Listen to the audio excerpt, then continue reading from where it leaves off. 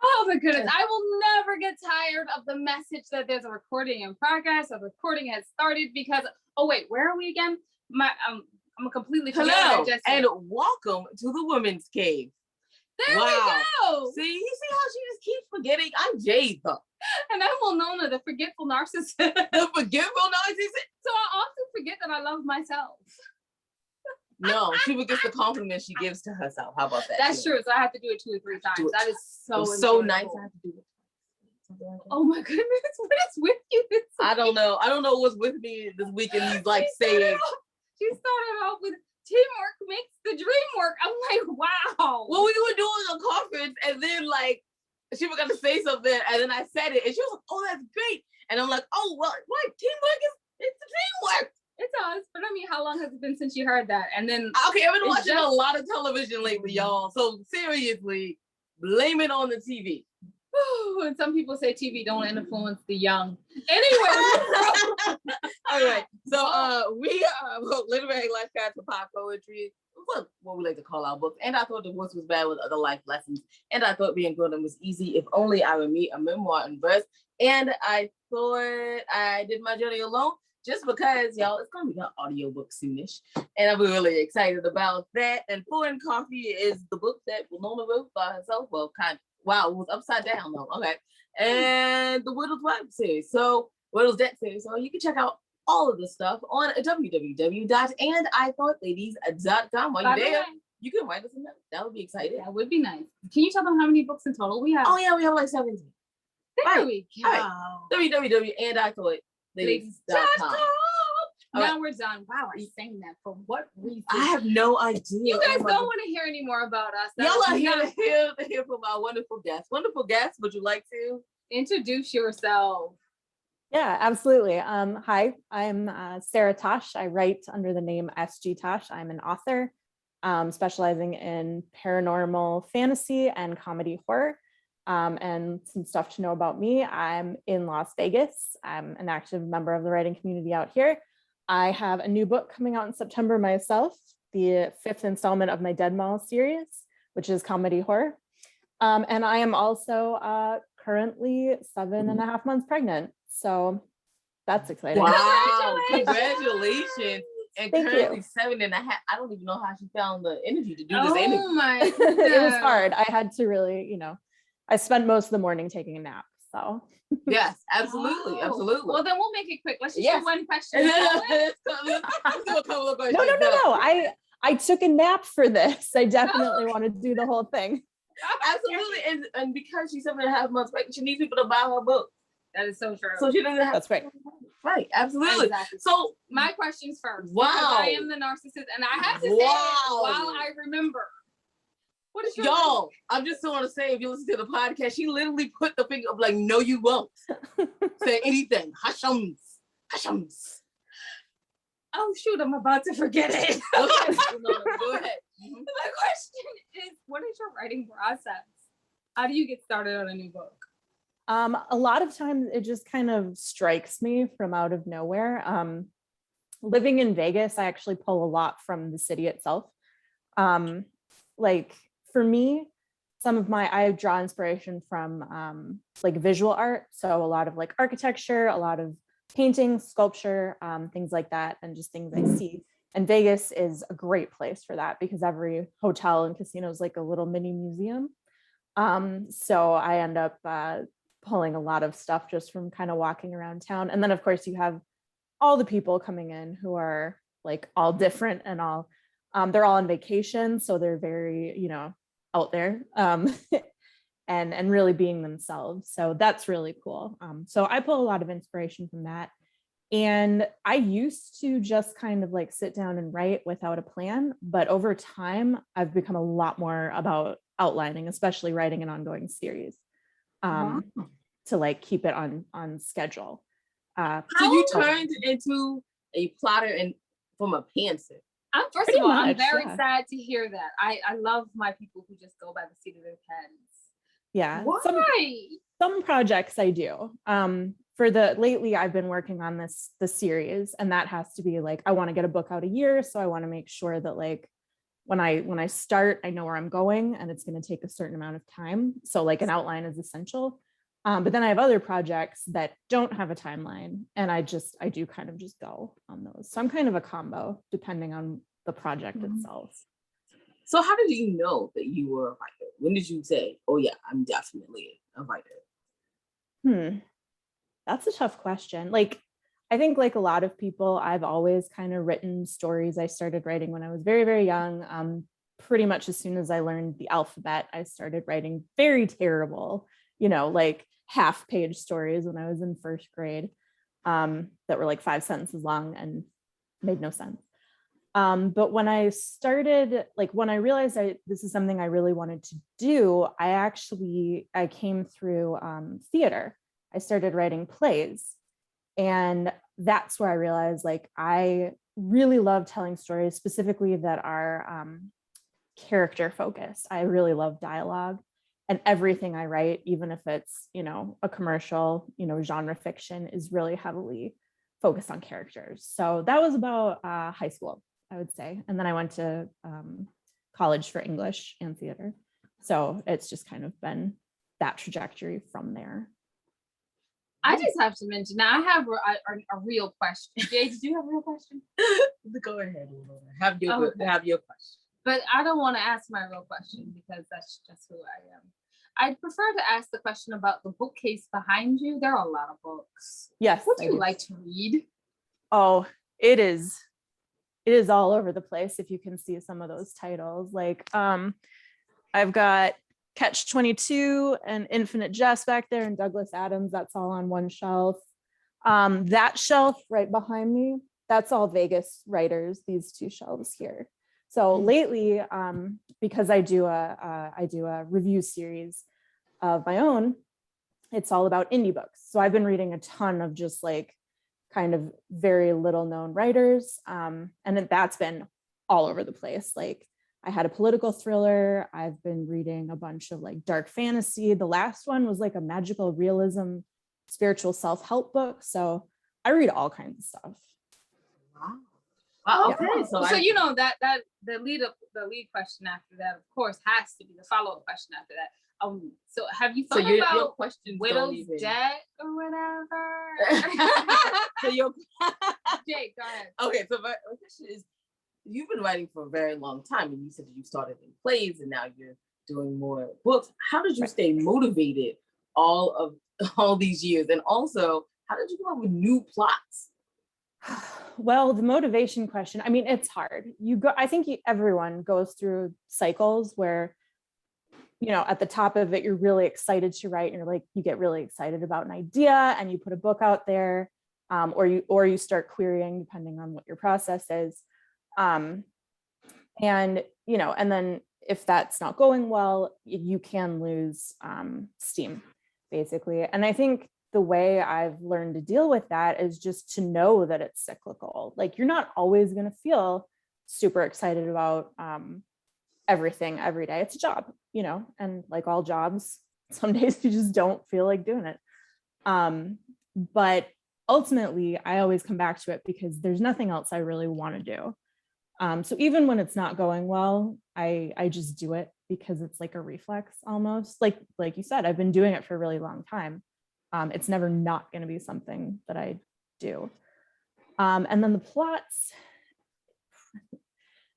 So I'm kind of sporadically all over the place when it comes to my genre. So like right now I'm calling myself a paranormal fantasy comedy horror writer because that's what I'm writing.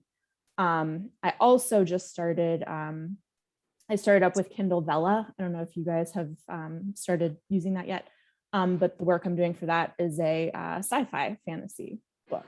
I also have a magical realism book I'm thinking about writing. So it's all kind of like, paranormal, or like there's some kind of magic involved or some kind of fantasy involved. But I think what helps me come up with new plots is I'm not afraid to go into, like, I don't label myself as one genre. I'm okay moving all over the map. And I think giving myself that freedom really helps. You mentioned that you are active in the writing community in Vegas. So what is the writing community like and what do you do? So the writing community here is a lot more robust than I think a lot of people probably know. It's not huge or on par with like bigger cities like New York or LA, or even maybe not even Minneapolis, which is where I'm originally from. But it is extremely diverse. There are groups for literally everyone, anyone who writes, anything you write, there's a group here for it. We've got a chapter of the horror writers. We've got an erotic writers group. We've got romance. We've got children's books. So that's really like, it's a small, tight-knit community, but the breadth of it is very deep. And there's a number of ways that a number of different ways that these groups operate. The one I'm most involved in is Sin City Writers, which is a critique group. So you go in and you bring a piece of your work and you read it, and then you get feedback live. So you read it live and you get feedback live, which is really nice. Other groups I've been a part of, you submit the work earlier and then everyone has a chance to think about it, which is good in its own way. But the live feedback is really, really valuable to me. And then other groups are for networking, and that's more like you'll have panel discussions and things like that. And then the Henderson Writers Group is probably one of the biggest here. It is Las Vegas, even though it's called Henderson Writers Group. And they run the Las Vegas Writers Conference every year, which I think has been going on for, I don't know, definitely over 20 years. It might even be getting close to 30 now. And that conference is not massive. I equate it a lot more to like a summer camp, because it's, they limit it to, I think it, even before like COVID restrictions or anything, I think it was limited to like 150 people. So you really get to know all of the people that are going to it. You build friendships off of that. And all of the speakers, eat lunch with you and really spend time with you and the agents and things. So you can get to know people like on a more one-on-one basis. So that's kind of just a very high level overview of the writing community here. But I would say like the takeaway is it's tight-knit and it's very much social and professional combo together. It seems like you have a lot of information about being a writer and writers group. So what would you suggest for the person that's just starting out writing, and would you suggest getting involved in the writing community to those people? I absolutely would. That being said, it always depends on where you are. You might have to shop around a little bit for the right group for you. If you go to one group and it's not a fit, like that's okay. There's a different one. Feel free to shop around if you're in a community that has enough groups where you can shop around. And also, I would say, don't be afraid to participate to the level at which you're comfortable. Like, if you want to go to a group, but you don't want to read right away or you don't want to contribute anything right away, that's okay. Usually people are fine if you just want to go and listen or go and give your feedback. That's fine. Or if you do want to bring something right away, that's fine too. So I think it's mostly just definitely find the group that you feel most comfortable with. Find the group that's going to be most helpful to you. Also, not submitting work right away helps you identify the people there that are probably more in line with like the people that are going to be your readers eventually. So whose advice you really want to get and whose advice maybe you don't need to worry about as much. Wow. This has been like so informative. I feel like me as a writer, I feel like I'm definitely want to be more involved in the Las Vegas writings group across the country. Live on the East Coast. Yep. Yeah. It's COVID out here. We can get a Zoom.